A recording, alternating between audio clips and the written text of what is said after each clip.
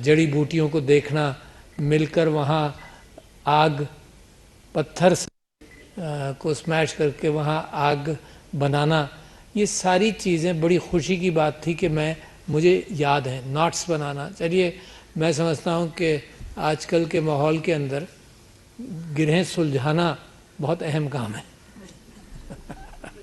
मगर गिरहें जब सुलझेंगी, जब गिरहें लगेंगी तो गिरहें लगाते हैं आप मजबूती की खातिर, और ये नॉट्स का मामला तो सारी ज़िंदगी चलता है। लोग भूल जाते हैं कि जब आउटडोर एक्टिविटीज़ होंगी तो नॉट्स होंगी। मैं तो आउटडोर एक्टिविटीज़ का बड़ा शौक़ था। जब मैं मछली का शिकार भी करता था तो वो तो किस तरह से बांधा जाए उसके लिए मखसूस नॉट्स थी हर काम के लिए। फिर किस तरह से किसी चीज़ को खींचा जाए, किस तरह से उठाया जाए, हर चीज़ के लिए मखसूस नॉट्स हैं। तो वो एक बड़ी अच्छी तरबियत। फिर बुनियादी फ़र्स्ट मैंने बॉय स्काउट्स के अंदर सीखी है, क्या चीज़ें साथ होनी चाहिए। ज़ाहिर है बाद में मैं एक मेडिकल प्रोफेशन में आया, मगर फ़र्स्ट एड एक ऐसी चीज़ है जो मुझे मुसलसल याद रखनी पड़ती है। हर साल याद करता हूँ, कराता हूँ। अपने अस्पताल के अंदर हर साल एक एक्टिविटी होती है फ़र्स्ट एड के लिए, दोबारा याद करने के लिए। कौन सी इमरजेंसी दवाएं हैं जो होनी चाहिए, एक्सपायर ना हो गई हों, कौन सी कैफियत ऐसी है जो पैदा की। मिसाल के तौर पर बच्ची ने यहाँ CPR की, और ये ट्रेनिंग मैं अपने स्टाफ को, हर आदमी को देना चाहता हूँ। मुझे एक वाक़या याद आता है कि कहाँ ज़रूरत पड़ जाती है। तो मैं शायद 2 साल हुए जब हुंजा गया, तो वहाँ पर एक बड़ा खूबसूरत नौजवान, जो हर साल जब मैं हुंजा वगैरह जाता था वहाँ पर एक 15-20 नौजवानों का, लड़कियों जो 15 से लेकर 25 साल के होते थे, वो मुझे वहाँ के हुंजा के गाने, हुंजा का म्यूज़िक बैठकर सुनाते थे और बड़े मज़े से सुनाते थे, म्यूज़िक भी बजाते थे। तो वो नौजवान जो था वो हर साल मुझे नज़र भी आता था और वो 25-30 लोगों को लेकर आता भी था। तो हम किसी जगह से मेन हुंजा रोड पर जा रहे थे, तो अचानक जो मेरे साथ लोग थे, काफ़िला रुका कि एक्सीडेंट हो गया। अब एक्सीडेंट हो गया तो एक्सीडेंट के अंदर मुझे पहले तो मेरे स्टाफ ने रोका कि जी आप मत उतरिए। मैंने कहा मैं तो फिर भी डॉक्टर हूँ, कुछ कर लूँगा, मुझे उतरने तो दो। खैर मैं उतरा, जाकर देखा तो मैंने उस बंदे को पहचाना, वो वही था। अच्छा, वो मोटरसाइकिल पर इधर एक तरफ से जा रहा था, सामने वाला दूसरी मोटरसाइकिल पर आ रहा था, दोनों का टकराव हुआ और ये पहाड़ी की साइड पर नाले के साथ लेटा। और मैं भागकर पहुंचा तो इत्तेफाक से एक गाड़ी मेरे आगे थी, वो आहिस्ता आहिस्ता आगे जा रही थी। उसको लोगों ने कहा कि आगे जाओ आगे जाओ आगे जाओ, और इसका हाथ जो था वो ऐसा था सड़क पर कि गाड़ी अगर जाती रहती वो उसके हाथ पर से फिर गुजरती। तो पहले तो मैंने गाड़ी की डिक्की पर मारा भागते हुए कि रुको रुको रुको। खैर उसको ख्याल आ गया, वो रुक गया। फिर जब मैंने उसको देखा तो मुझे लगा तो ये तो बहुत ही सीरियस कंडीशन में, इसकी सांस नहीं आ रही। मैंने कहा, उसके सीने पर हाथ मार कर भी कहा कि सांस लो। उसने एक सांस ली, उसके बाद अगेन इट स्टॉप्ड। अच्छा, मैं वाक़यात देख चुका हूँ, पब्लिक वाक़यात हुए कि कोई हमारे एक पॉलिटिकल लीडर स्टेज से गिरे और गिरने के बाद कोई 10-12 साल का वाक़या है, लोगों ने जिस अंदाज से उनको उठाया। तो मैं इस बात से वाकिफ़ हूँ कि किसी को चोट लगे तो अगर उसकी स्पाइन को सपोर्ट ना दिया जाए तो वो ज़िंदगी भर के लिए पैरालाइज हो सकता है। अगर स्पाइनल इंजरी हो और स्पाइन को सपोर्ट करके नहीं उठाएं तो ज़िंदगी भर के लिए पैरालाइज हो सकता है। तो मैं वो टीवी पर मुनाज़ब चीज़ें देख रहा था और मुझे अफसोस हुआ कि जिस तरह से लोगों ने बोरी की तरह से चारों हाथों से पकड़कर उनको उठाया, तो मेरा दिल दहल गया कि अगर स्पाइनल इंजरी होगी तो द पर्सन इमरान खान में भी पैरालाइज फॉर लाइफ। तो लिहाजा ये जो ट्रेनिंग है ये हर शख्स के लिए ज़रूरी है। अब देखो, मैं वहाँ मौजूद था, I was the president of Pakistan है, तो मैंने उसको थोड़ा पंप किया, फिर जल्दी से कहा कि एम्बुलेंस लाओ। तो एम्बुलेंस नहीं थी, बहुत पीछे थी, तो एक गाड़ी इन्होंने खाली करके आगे लाए। उसको उठाकर मैंने खुद उसमें गाड़ी के अंदर डाला और I was sure the person has expired already.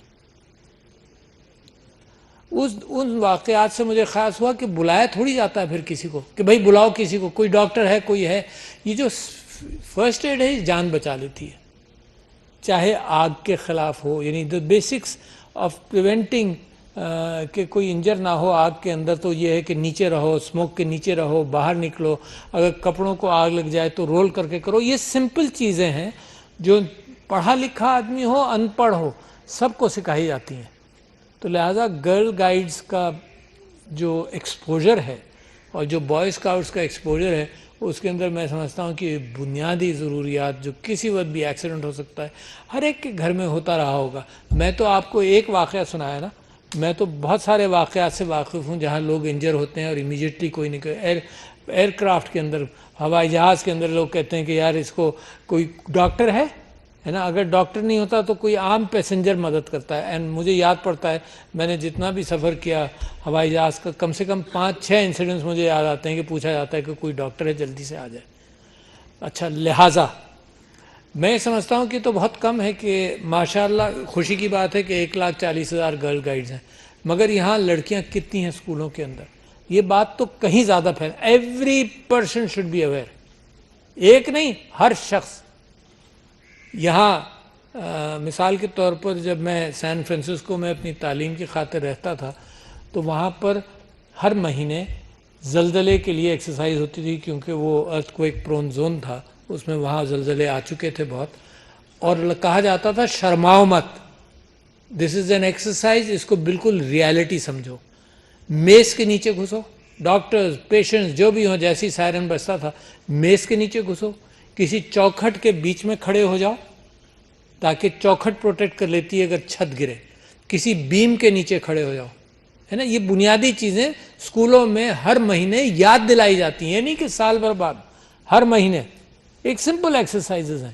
اچھا، مگر کیا ہوا جناب، میں اور میری بیوی یہاں کسی مال میں تھے، کوئی پچھلے دنوں جب اسلام آباد میں زلزلہ آیا تو وہ پینک کر رہی تھی، تو ہمارے لوگ کہہ رہے تھے کہ نیچے چلیں.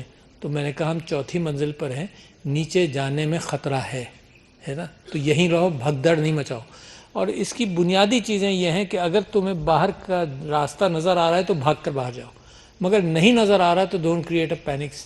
ایلیویٹر مت پکڑو، سیڑھیوں سے جاؤ، اگین دا سیم تھنگس. تو جب وہ پینک کر رہی تھی تو میں نے اس کو کہا کہ دیکھو، میں نے مذاق بھی کیا. اس نے کہا یہ کوئی مذاق کی بات. میں نے کہا دیکھو، ہمیشہ تم کہتی تھی کہ ساتھ مریں گے، تو قریب آ جاؤ. تو اس نے کہا یہ آپ مذاق کر رہے ہیں، آپ پینک ہو رہا ہے.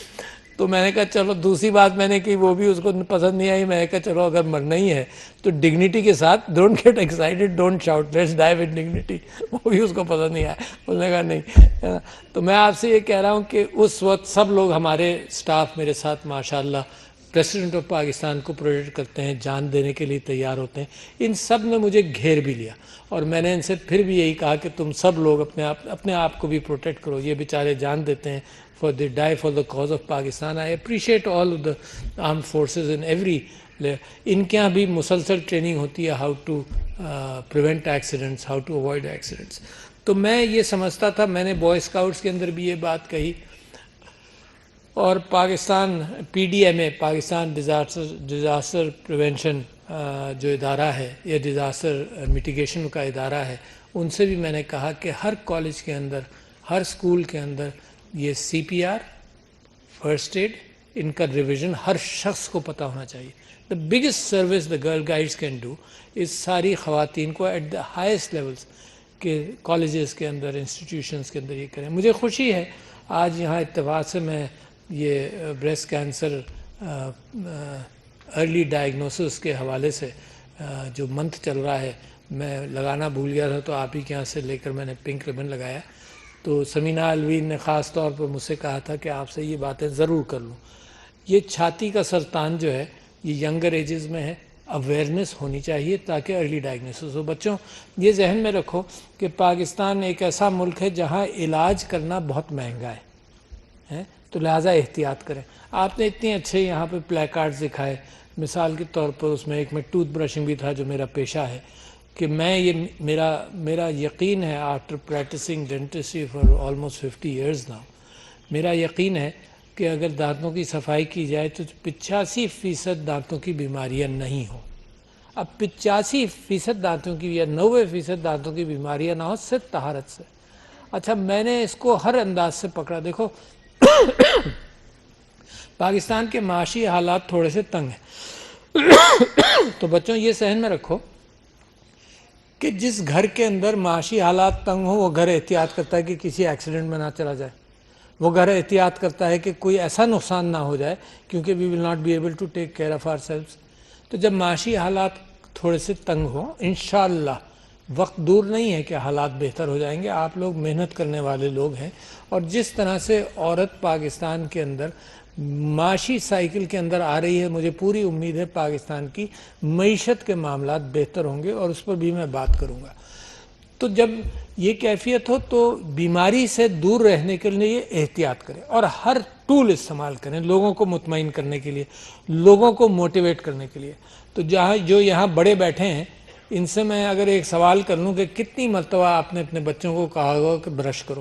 سینکڑوں مرتبہ کہا جاتا ہے. تب بچے کے ذہن میں آتی سینکڑوں مرتبہ روزانہ پوچھ لیا جاتا ہے تم برش کر کے آئے نہیں آئے؟ Only then it becomes a habit. اچھا لہٰذا لوگوں کو ایڈلٹس کو پھر کیسے مائل کیا جائے؟ تو میں نے حضور اکرم صلی اللہ علیہ وسلم کی 23 احادیث ہیں کہ مسواک, دانت صاف کرو, منہ میں سے بدبو نہیں آئے گی. آخری کام انہوں نے دنیا میں یہ کیا کہ انہوں نے مسواک اشتیاق سے دیکھا, بی بی عائشہ نے نرم کر کے ان کو دی تو وہ مسواک کرتے ہوئے ان کا ہاتھ ڈھلک گیا. That was the last instance. رات کو اٹھتے تھے مسواک کرتے تھے, باہر جاتے تھے مسواک کرتے تھے, لوگوں کو کہتے تھے مسواک, اور کہتے تھے فرشتہ جب بھی وہی لاتا ہے مجھ سے تاکید کرتا ہے مسواک کرو, اور میرا دل چاہتا ہے کہ میں اتنی مسواک کروں. یہ ان کے اقوال ہیں صلی اللہ علیہ وسلم کہ اتنی مسواک کروں کہ میرے مسوڑے چھل جائیں. اچھا that's a matter of prevention. دیکھو نا, تو میں نے اس کو بھی یوز کیا. اب پانی, آپ نے انوائرمنٹ کے اوپر بات کی, ان کی حدیث یہ ہے کہ پانی اگر دریا کے پاس بھی وضو کرو تو کم استعمال کرو, ہے نا. تو ہر لیول پر ماحولیات کے اعتبار سے مذہب کے اندر چیزیں موجود ہیں. بیماری سے جو میں نے آپ سے کہا پریونشن, یہ چھاتی کا سرطان کے متعلق یہ کہا جاتا ہے کہ آخری جلدی پہچانو.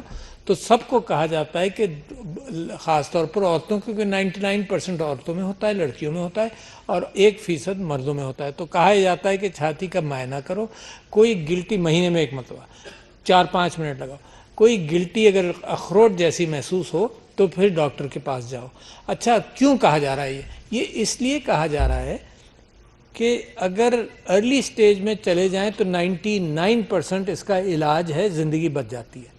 اور 2nd, 3rd, 4th سٹیجز میں جائیں تو پاکستان کے اندر اموات جو ہیں وہ 50% اموات ہیں. اس کا مطلب لوگ لیٹر سٹیجز میں جا رہے ہیں. تو لہٰذا چھاتی کے کینسر کے لیے بڑا اہم معاملہ ہے, یہ کریں. بچوں بڑی خوشی ہوئی, اور آپ کی تقریر میں مجھے بڑی خوشی ہوئی کہ آپ نے یہ بھی بات کی کہ دماغی صحت کے حوالے سے بھی یہاں ڈسکشن ہوتا ہے, اور بے انتہا ضروری ہے کیونکہ اس وقت تناؤ, ذہنی تناؤ ہر گھر میں ہے, ہر گھر میں ہے. کہیں معیشت مہنگائی کی وجہ سے ہے, اور کہیں بنیادی ہمارے جینیٹکس میں بھی تناؤ کا معاملہ ہے. پھر تعلقات کے اندر تناؤ پیدا ہو جاتا ہے, پھر رنجشیں پیدا ہوتی ہیں. تو ایک تو مسلمانوں کا ایک بڑا اچھا رویہ ہے میرے نبی صلی اللہ علیہ وسلم کا کہ درگزر کرو تاکہ وہ رنجشیں اتارو, ہے نا. رنجشیں پالنے سے تناؤ بہت بڑھتا ہے. درگزر کرو, آپس میں گفتگو کرو. آپ نے سنا ہوگا ماڈرن سائنس کے اندر کہ گروپ تھیراپی ہوتی ہے. ہمارے گھروں کے اندر گروپ تھیراپی موجود ہے, ہماری خالہ پھوپھیاں سب لوگ بیٹھ کر. تو ذہنی تناؤ لڑکیوں آپ کے لیے بے انتہا ضروری ہے, کیونکہ عورت جو ہے وہ خاندان کی اینکر بنتی ہے. اور میرے ملک کی ایک بڑی خوبصورتی ہے کہ میرے ملک کا خاندان ابھی بھی مضبوط ہے, اور میں سمجھتا ہوں اس دامن کو چھوڑنا نہیں چاہیے. جو خاندان کی مضبوطی ہے اس کے اندر یہ کیفیت بھی ہے کہ ذہنی صحت کا معاملہ وہیں سے ہینڈل ہو. تو لہٰذا اگر آپ کو اشارتاً یہاں پر چیزیں مل گئی ہیں, تفصیل سے نہیں ملی, مگر ان اشاریوں کے اندر جو اشارے ہیں انہی اشاروں کے اندر سے زندگی میں یہ یاد رکھو کہ یہ آپ کی گرل جو ٹیچرز ہیں انہوں نے یہ شوشہ آپ کے ذہن میں ڈالا ہے کہ اس کو سمجھتے رہو, اس کے لیے اپنی تیاری کرتے رہو.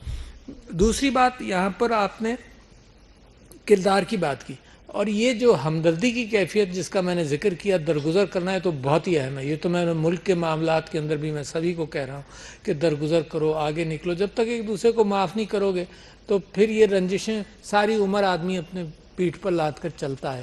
اور لوگ یہ کہتے ہیں کہ جو رنجشیں لے کر چلتے ہیں وہ بھی سٹریس میں خود بھی رہتے ہیں، تو لہٰذا درگزر کرو. تو اللہ تعالیٰ، ایک حدیث ہے کہ حضور اکرم صلی اللہ علیہ وسلم مسکراتے ہوئے دوپہر کو اٹھے تو حضرت عمر نے پوچھا آپ مسکرا کیوں رہے؟ تو انہوں نے کہا کہ فرشتہ مجھے جنت کے مدارج دکھانے لے گیا، پہلا درجہ اور دوسرا درجہ. تو پہلا درجہ بہت ہی خوبصورت تھا، اچھا تھا. پھر دوسرے درجے پر لے گئے تو وہ تو اور بھی خوبصورت تھا.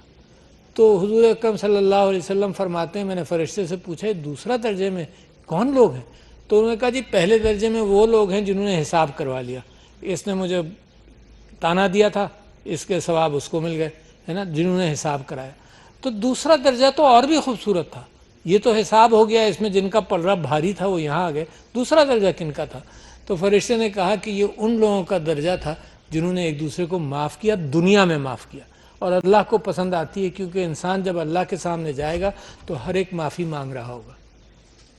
تو اللہ کو یہ بات پسند آتی ہے کہ جو اس نے وہ معاف کرنے والا ہے.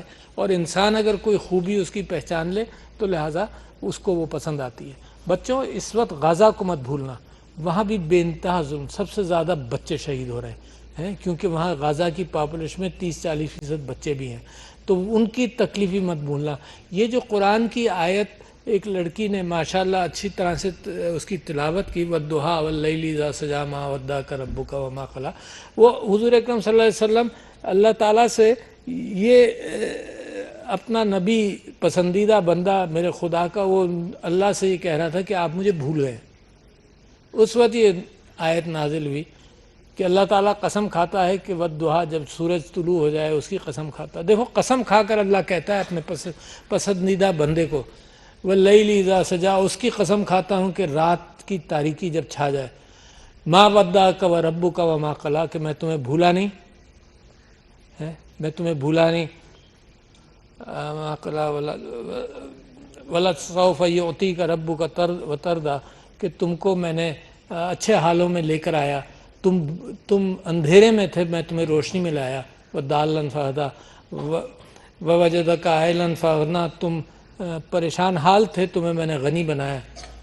وَأَمَّا الْيَتِيمَ فَلَا تَقْهَرْ، جس آیت کی طرف اور جس سینٹنس کی طرف میں آپ کو لانا چاہتا تھا، اس میں اللہ تعالیٰ نے فرمایا مگر یتیموں کو حقارت سے مت کرو، اس کے ساتھ سلوک بہت اہم ہے. بچوں، بعض بچے حالات کے اعتبار سے یتیم ہو جاتے ہیں. میں غزہ کی بھی بات کر رہا ہوں جہاں بچے بھی یتیم ہو رہے ہیں، بچے بھی شہید ہو رہے ہیں. فَأَمَّا الْيَتِيمَ فَلَا تَقْهَرْ وَأَمَّا السَّائِلَ فَلَا تَنْهَرْ، اور جو سوال کرنے والا آیا ہے اس کو دھکا مت دو. اچھا، یہ جو سپرٹ ہے گرل گائیڈز، یہ سپرٹ بچپن سے پالو، ہے نا، کہ جو پرسن ود ڈسیبلٹی ہے اس کا خاص طور پر خیال کرو، اس کا ہاتھ تھامو، اس کا مذاق مت اڑاؤ. کیونکہ میں ایک واقعہ بتاتا ہوں، سمینہ علوی ویل چیئرز، ان کو 3-4 چیزوں کا بڑا شوق ہے جو لے کر چلی ہیں. ایک بریسٹ کینسر اویئرنیس، ایک مینٹل ہیلتھ کے ایشوز، پھر پرسنز ود ڈسیبلٹیز اور وومن امپاورمنٹ. چاروں چیزوں کا آپ سے تعلق ہے.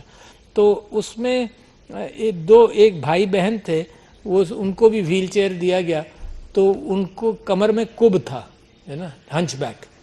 تو ان سے سمینہ علوی نے پوچھا کہ تم عام اسکولوں میں پڑھتے ہو؟ انہوں نے کہا جی ہاں. تو تمہیں کیا تکلیف ہے؟ تو انہوں نے کہا بچے ہمیں کبڑا اور کبڑی کہہ کر بلاتے ہیں. See the consciousness of society should be more, ہے نا، کہ ہمدردی ہو.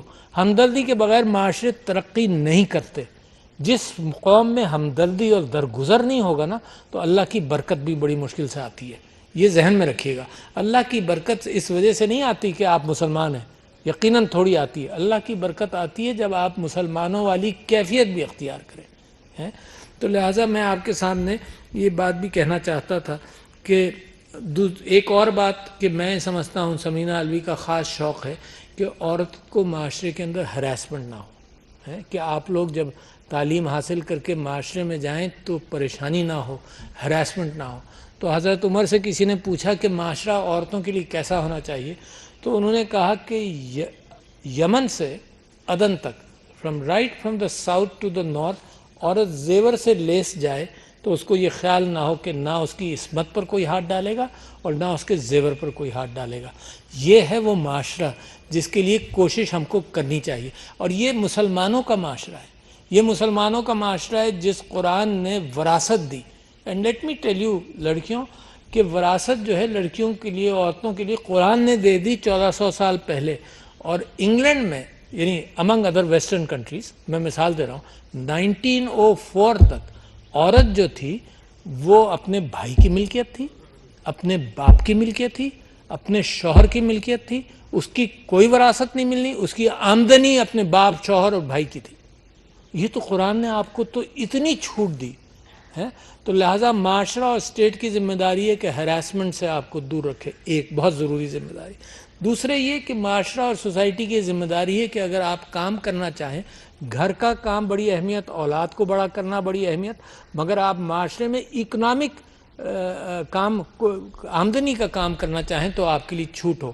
اب ایک اور آسانی ہو گئی کہ انٹرنیٹ کی وجہ سے اپنے ٹیلی فون کے ذریعے، اپنے کمپیوٹر کے ذریعے گھر بیٹھ کر بھی روزی حاصل کرتے. لوگ، عورتیں پڑھا رہی ہیں امریکہ کے بچوں کو اردو، قرآن، سب کچھ، بے انتہا کام کر رہی ہیں. میری چھوٹی چھوٹی بچیاں جو ہیں وہ 10-10 20-20 ہزار روپے مہینہ کمانا شروع کر دیتی ہیں پہلے ہی مہینے میں آئی ٹی کے ذریعے ہیں.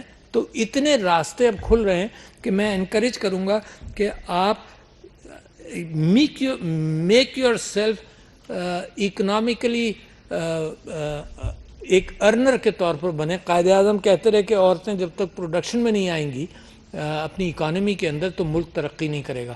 تو میں آپ سے امید لگاتا ہوں بچوں، یو آر